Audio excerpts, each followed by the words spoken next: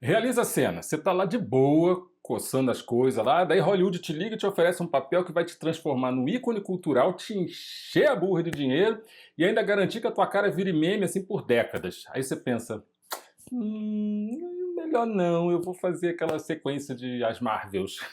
Pois é, vamos enfiar o dedo na ferida de atores que meteram o pé na jaca tão forte que acabaram atropelados pelo caminhão do arrependimento. Segura o chapéu, que hoje a gente vai provar que às vezes o não mais famoso da história não foi o daquela sua crush, foi o de quem perdeu 100 milhões por causa de um. Acho que eu não quero fazer o seu filme.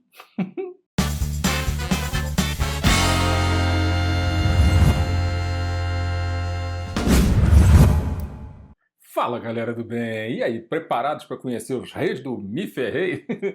Vamos nessa, porque aqui a vergonha alheia é grátis. E encabeçando essa lista chega o Will Smith, que teve nas mãozinhas o papel de Neo de Matrix, o escolhido, o mito digital, o homem da jaqueta de couro e das frases filosóficas. Mas ele disse não, simplesmente porque achou o roteiro confuso demais. Em vez disso, ele preferiu fazer As Loucas Aventuras de James West, um faroeste steampunk, sabe, com aranhas gigantes robóticas, um vilão sem pernas. Eu tô falando sério. Anos depois ele admitiu o erro publicamente e até gravou um vídeo, sabe, explicando essa decisão maluca dele com aquele sorrisinho de quem tenta parecer tranquilo, mas que tá chorando por dentro. Resultado, Keanu Reeves virou um ícone, o Will virou um meme, né? Moral da história, sempre leia o roteiro até o fim e desconfie de faroestes com aranhas mecânicas. Você sabia que a Emily Blunt foi a primeira escolhida da Marvel para viver a Natasha Romanoff, a Viúva Negra? E estava tudo certo, sabe? Até ela dizer, não posso porque já estou presa num contrato com As Viagens de Gulliver. Pois é, As Viagens de Gulliver. Aquele filme com Jack Black que até ele jura que não fez, sabe? Daí o que aconteceu, né? Scarlett Johansson entrou no lugar dela, virou uma das figuras mais emblemáticas do MCU, com franquias solo, rios de dinheiro na conta, presença nos pôsteres de todos os cinemas do sistema solar. E a Emily Blunt, ela seguiu a vida, sabe? Tadinha. Talentosa, maravilhosa, mas viúva negra ela não é. Conclusão. Nunca subestime um figurino colado e um contrato com a Marvel, sabe? A produção do Senhor dos Anéis ofereceu a Sean Connery o papel do Gandalf, com cachê super gordo, direito à porcentagem dos lucros, tipo assim, toma aqui esse caminhão de dinheiro, sabe, essa franquia imortal. Daí ele olhou e disse assim, não entendi o roteiro, chame meu filho, sabe, era só um mago barbudo enfrentando um olho gigante flamejante em câmera lenta, ou seja, o básico, né? Ou seja, o escocês recusou, Peter Jackson chamou Ian McKellen, e o resto é história, né? O Sean Connery viu a trilogia arrecadar bilhões, se arrependeu tanto que se aposentou logo na sequência. Se é coincidência ou não, a gente não sabe, mas talvez seja. Traumatizado com Hobbits? Muito provavelmente. Resumindo, quando te oferecerem 15% da bilheteria, você diz sim. Não pergunta nem do que se trata. Assina logo o contrato e pronto. Michelle Pfeiffer achou o roteiro de O Silêncio dos Inocentes sombrio demais, sabe? Violento, macabro. Aí deixou passar. A Jodie Foster estava fazendo nada, aceitou e o que veio depois? Oscar de melhor atriz, filme imortalizado, Hannibal Lecter nos pesadelos da humanidade e a Michelle. Michelle fez outros papéis icônicos, sabe? Mas até hoje é um e si eterno que paira no ar como aquele sussurro sinistro, sabe? Tipo, hello, Michelle.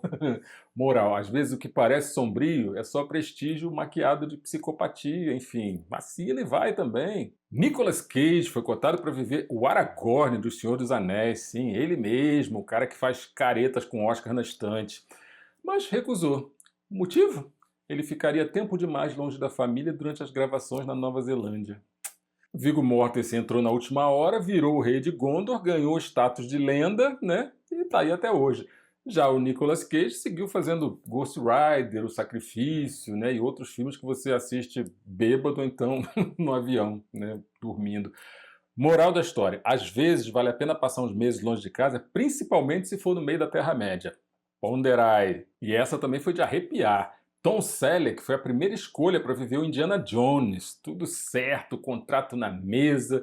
Mas aí veio a CBS e disse assim, querido, você tem um compromisso com o Magnum P.I. Resultado, o Bigodudo teve que dizer não, né, para um chicote, um chapéu e uma franquia bilionária. O Spielberg e o Lucas choraram em silêncio, e aí chamaram o Harrison Ford, né, que topou, entrou no avião, enfrentou cobras, virou um arqueólogo mais badass da história do cinema, e o Tom seguiu no Havaí, né, resolvendo crimes, olhando o mar, né, e se perguntando, e se eu tivesse aceitado?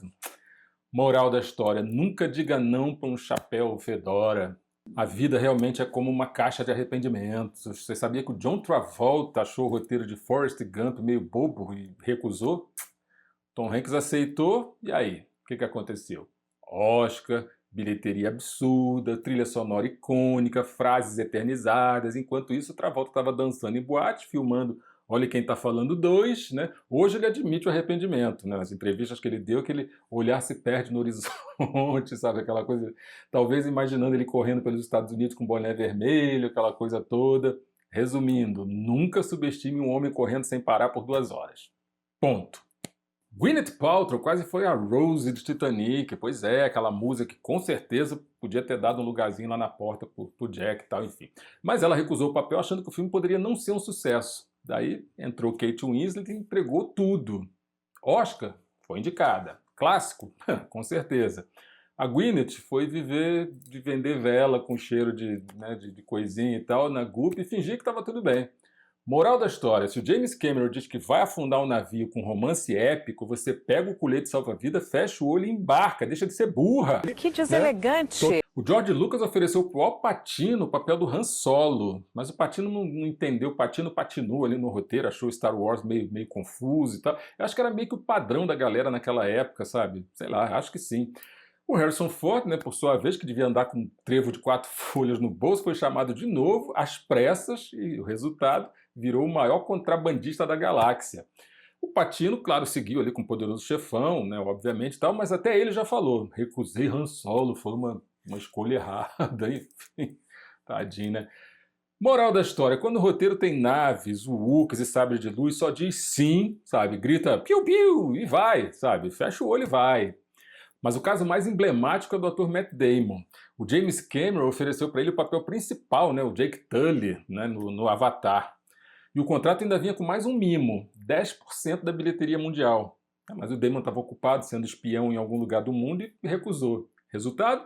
Avatar fez quase 3 bilhões em bilheterias e significa que ele jogou pelo ralo alguma coisa em torno de 250 milhões de doletas, 1/4 de bilhão, galera. Dá para comprar um país pequeno ou então ingresso de cinema com pipoca e refrigerante para assistir o Matt Damon espionando alguém, né, por aí. Hoje ele mesmo brinca com isso, sabe? Mas a gente sabe que toda vez que ele vê um cara com a pintado de azul por aí, ele chora aquele choro baixinho, sofrido.